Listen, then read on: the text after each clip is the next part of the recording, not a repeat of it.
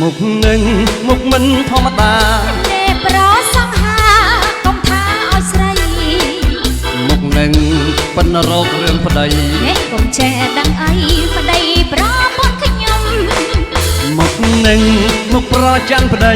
មិនឲ្យប្រច័នអីបើប្តីខ្ញុំហំបើខ្ញុំមើលមិនច្រឡំប្រច័នណាយំខ្លាចប្តីបែកឆ្វេងព្រោះប្តីសម័យអ៊ីនធឺណេតហ៊ានផ្លិចមួយផ្លែផ្លិចដឹងស្រីក្មេងបើមិនប្រច័នកាន់តែវងវែង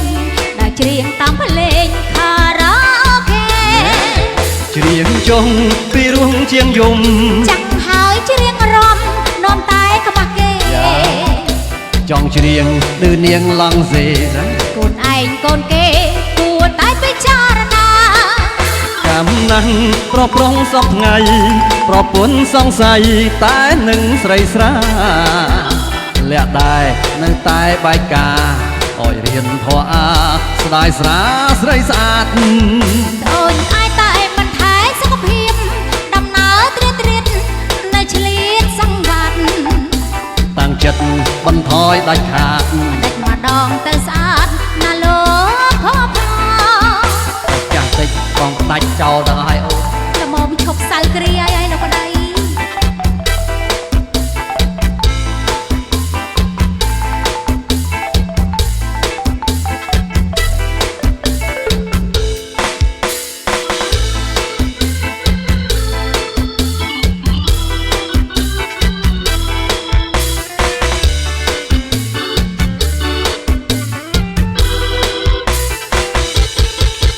មុខនឹងមុខមិនធម្មតា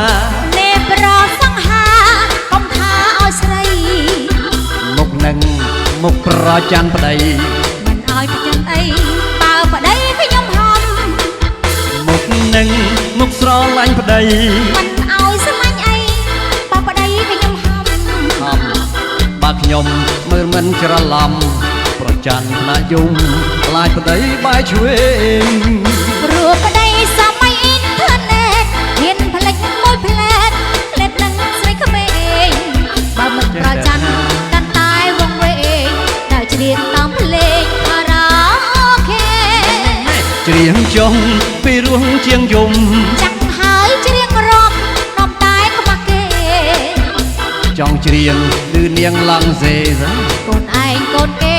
គួរតែពិចារណាអីកំណាស់ប្រប្រុងសពថ្ងៃប្រពន្ធសង្ស័យតែនឹងស្រីស្រាលាក់ដែរនៅតែបែកការអោយរៀនធေါ်អា